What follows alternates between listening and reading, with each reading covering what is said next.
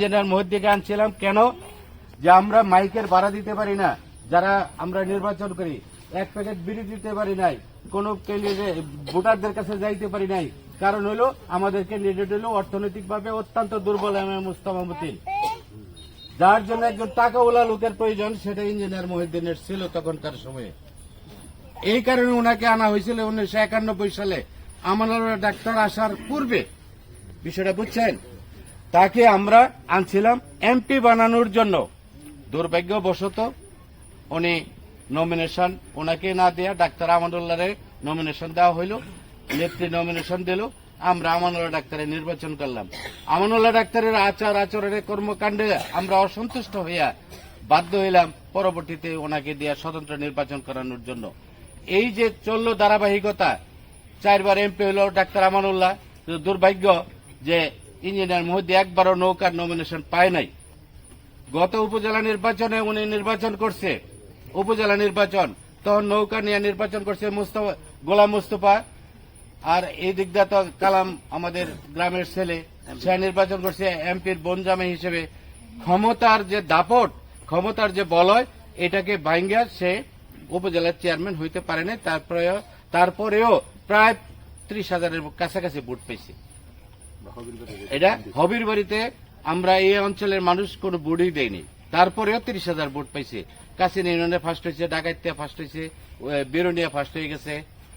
এই বছর টোটাল ভালুকাতে দীর্ঘদিন যাবৎ ওই যে প্রতিটা মানুষের সাথে ওনার যে সম্পর্ক, দীর্ঘদিন ধরে সম্পর্ক বজায় রেখে উনি কাজ করে যাচ্ছেন। আমরা হবির বাড়ি ইউনিয়নের মানুষ, এই ইউনিয়নের সন্তান সে। আমি আপনাদের কাছে একটা আকুল আহ্বান করব, আমরা সকলে মিলে আমরা যদি ভোটটাকে ভাগাভাগি না কইরা, প্রার্থী তো হবির বাড়ি তারাও আসবে, ইঞ্জিনিয়ার মহিউদ্দিনকে যদি আমরা ভোট দেই সকলে মিললে, যে আগামী কয়েক বছরে কি করে উনি, অত্যন্ত কাজ করবে, উনি অনেক কাজ করবে।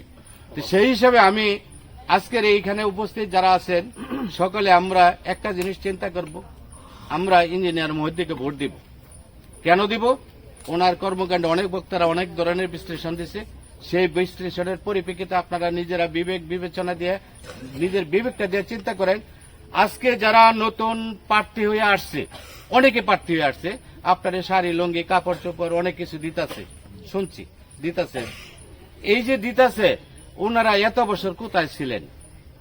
একবারে ওনাদের ব্যাকগ্রাউন্ডে তাকায় দেখেন। কারণ আজকে 52 বছর ধরে আমি আওয়ামী লীগের রাজনীতির সাথে সম্পৃক্ত। এই ইউনিয়নের যতদিন যে সময়ে দুঃসময় ছিল, যারা আওয়ামী লীগকে ঘৃণা করত, আজকে কিন্তু তারা নতুন নেতা হয়ে বয়ে রয়েছে গাড়ি বাড়ি কইরা, যারা আমাদেরকে টিটকারি করতো রাস্তাতে গেলেও। আমি জানি যে তাদের ফ্যামিলি তারা কি করে, তারা নিজেরা টাকা পয়সা হয়ে গেছে। কারণ মাস্টার বাড়ি তখন টাকার আর অভাব নাই, টাকা উইরা বেড়াইতো, সিঙ্গাপুর হয়ে গেছে না। এই যে টাকা, এই টাকার অহংকারে অনেকেই কিন্তু আজকে নির্বাচনে আসছে, কিন্তু উপজেলার চেয়ারম্যান হওয়ার মতো যোগ্যতা নিয়ে আসে নাই। তাই আমরা ভোটটা দিব একজন যোগ্য ব্যক্তিকে, আমাদের এই ইউনিয়নের সন্তানকে ভোট দিব। কারণ সে তো আমাদের ইউনিয়নেরই নাকি। আমরা কি চাই না যে আমাদের ইউনিয়নে এই প্রার্থীটা থাকুক? যেমন কালাম ছিল, কালাম খারাপ করছে, ভালো করছে, আমি সেই দিকে যাব না। ওর বোনের জামাই খারাপ করছে, এটা হলো আলাদা ব্যাপার। ও এমপি সাহেব খারাপ করছে, সেটা অন্য জিনিস। আমরা এই ইউনিয়নে ভোট দেব। এই ইউনিয়নে আমরা উপজেলার চেয়ারম্যান চাই না। আমাদের লাভ হবে না? লাভ তো অবশ্যই কম বেশ হবে। কালাম খারাপ যদিও করে থাকে, তারপরেও তো সেই গ্রামের ছেলে আমার, আমি তারকে খারাপ বলবো না। তার আত্মীয় স্বজন হয়তো বা ভুল ত্রুটি অনেকেরই আছে, ভুল ত্রুটি উঠবে না মানুষ, কিন্তু তারপরেও আমরা ইঞ্জিনিয়ার মহিউদ্দিনকে ভোট দিব এই ইউনিয়নের সন্তান হিসাবে। কারণ যে সন্তানটা আমার যোগ্য হয়েছে, বাইরের ইউনিয়নের লোকেরা ভোট দেয়, আমি কেন আমার সন্তানকে ভোট দিব না? কি এটা আমার জন্য লজ্জাস্কর না? আজকে যদি ইঞ্জিনিয়ার মহিউদ্দিনের ভোট না দিয়া অন্যদিকে ভোট দিয়ে সে উপজেলার চেয়ারম্যান হয়, এর জন্য লাভ হবে? লজ্জা না? তাহলে আমরা কি করব? আগামী উপজেলা নির্বাচনে আমরা একজন ব্যক্তিকে ভোট দেব ইউনিয়নে, সেই ব্যক্তিটাকে ইঞ্জিনিয়ার মহিউদ্দিন, ওনার প্রতীক হবে, প্রতীক হওয়ার পরে আমরা ভোট দেব। কি ঠিক আছে? আপনারা কি একমত আছেন আমার সাথে? একমত আছেন? আপনারা কি একমত আছেন তো যে ইঞ্জিনিয়ার মহিউদ্দিনকে আমরা ভোট দিব? ইনশাল্লাহ। আমি মহিউদ্দিন ভাইকে বলবো যে আপনার সাথে আমি দীর্ঘদিন আপনার রাজনীতিতে আসার আগের থেকে আপনার সাথে আমার সম্পর্ক বন্ধু। আজকে আমার এই গ্রামে এই এলাকায় আমার ওয়াইফ 2 বার মেম্বার হয়েছে, বর্তমানেও পরিষদে আছে। আজকে আপনি হয়তো জানেন কিনা, অনেকেই জানেন, আমি বলছি আপনাকে, পরিষদের একটা মহিলা মেম্বার সে কতটুকু পায়, একটা মেম্বার যা পায় এক মহিলা মেম্বার তা পায়, এবং 3টা ওয়ার্ডে বন্ধ করে দিতে হয়। কারণ ভোট তো খালি আলোতলির মানুষ আমাকে দেয় নাই, গরিবের মানুষ দিছে, পশ্চিম পাড়াগের মানুষ দিছে। এই যে একটা অবস্থা, আমি কিন্তু বঞ্চিত পরিষদ থেকেও, আপনি তো বঞ্চিত এই পরিষদ থেকেও বিভিন্ন কারণে বিভিন্ন ভাবে একবারে টোটালি বঞ্চিত করে রাখে, কিছুই দিতেছে না। এই 2 মাস পরে আল্লাহ যদি করে আপনি উপজেলা চেয়ারম্যান হন, তা আমার এই যে এলাকার মানুষ আছে, আমি যাদের ভালোবাসা নিয়ে আজকে পর্যন্ত জীবিত আছি, এই মানুষগুলিকে আপনি দেখবেন এবং আমি আপনার মাধ্যমে এই মানুষগুলিকে কিছু দেখবার চাই, এইটুকু আমি আশা করি আপনার মাধ্যমে। আজকে আপনাকে এই মানুষগুলির উপস্থিতিতে আপনাকে বললাম, আমি বিশ্বাস করি যে আপনার মতন একজন সহজ সরল সৎ মানুষ আমার বন্ধু, পাশাপাশি এটা আমার জন্য গর্বের বিষয় যে আপনি অন্তত পক্ষে এটা করবেন, এটা আমার বিশ্বাস আছে। এই বিশ্বাস নিয়ে আমি আজকে পর্যন্ত আপনার সাথে আমি আছি, নতুবা অনেক অনেক অনেক টাকার মালিক আমি হইতে পারতাম যদি অন্যদের মতন আমি ইচ্ছা করতাম। এখানে যারা উপস্থিত আছেন অনেকেই এটা স্বীকার করবেন যে আমি যদি ইচ্ছা করতাম যে হবিরবাড়ি ইউনিয়নে যে অনেক টাকার মালিক হইব, তে আজকে যাদেরকে আমি টাকা বানায় দিছি তারা কিন্তু কাছে টাকাওয়ালা হয়েছে। বলতে চাই না, অনেক কিছু বলার ছিল কিন্তু বলবো না। আজকে যিনি উপজেলা চেয়ারম্যান আজকে অনেক টাকার মালিক হয়েছে, কিন্তু আমার সহযোগিতা লাগছে। আমি তখন নেতা, তখন তো কালাম রেখে চিনি না। এই ইউনিয়নে অনেক অনেক লোক আছিল, আমি তো আলোতলি গ্রামে খারাই কইতেছি কথাটা, আজকে বলি নাই, এই গ্রামে খারাই দাঁড়াই তো বলতেছি।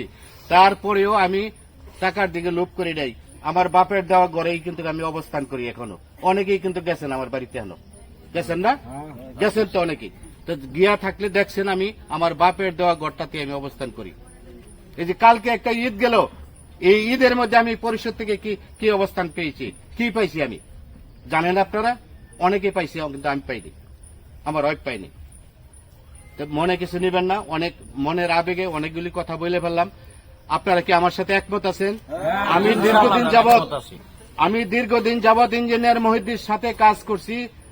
উনি রাজনীতিতে আসার পরের থেকে আমি ওনার সাথে আছি, আজকেও আছি, আগামী দিনে যতদিন পর্যন্ত উনি একটা পদে না যাবে ততদিন পর্যন্ত থাকবো। পদে যাওয়ার পরে যদি দেখি আমার এলাকার মানুষের জন্য কিছু করছে না, তখন আমি সরে আসবো। আমার কথা বুঝতে পারছেন? আমি এই নীতিতে বিশ্বাস করি। আপনারা দয়া করে আপনারা ভোট দেবেন, এই প্রত্যাশা আমি বিশ্বাস করি যে এই বছর আপনি নিশ্চিত থাকেন এই হবিরবাড়ি ইউনিয়নে। আমি মহিউদ্দিন ভাইকে বলতে চাই, হবিরবাড়ি ইউনিয়নে আমি যতটুকু জানি, হবিরবাড়ির প্রতিটা পরিবারকে আমি চিনি। এই হবিরবাড়ি ইউনিয়নের মানুষ আপনাকে শতকরা কাস্টিং ভোটের 70 থেকে 80% ভোট দিবে। এটা হবিরবাড়ি ইউনিয়নের মানুষ যদি একটি মাত্র কারণ, তারা সমস্ত নেতৃবৃন্দ দেখছে, দেখা শেষ করছে, এখন এইগুলি সুইরা ফেলাইয়া আপনারা বাইসা দিচ্ছে। আমি আর বক্তৃতা বাড়াইলাম না, আপনাদেরকে সময় নষ্ট করলাম না। মহিউদ্দিন ভাই কথা বলবে। সকলকে ধন্যবাদ। আমি আসলে শারীরিকভাবে অসুস্থ, যার জন্য বক্তৃতা অনেক কথাবার্তা এলোমেলো হয়েছে, ভুল ত্রুটি ক্ষমা করবেন। আজকের এই অনুষ্ঠানে মহিউদ্দিন ভাইয়ের ডাকে আপনারা আসার জন্য আমার গ্রামে, এই জন্য আমি সকলকে ধন্যবাদ দিয়ে সকলের দীর্ঘায়ু কামনা করে আমার বক্তব্য এখানে শেষ করছি।